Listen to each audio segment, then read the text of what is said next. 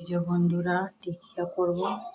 আদা রসুন লঙ্কা কুচি, এই কি বেশ পেঁয়াজ কুচি সব মশলা দিয়েছি, এর মধ্যে দিয়ে ইয়ে করে মাখিয়ে রেখে দেবো, সন্ধেবেলা করবো। লেবু দিয়ে দেবো, লেবু দিলে বেশ সুন্দর হয়। এই মাখিয়ে নিয়েছি ভালোভাবে। টিকিয়া করব, গরুর মাংস কুচুনি। এটা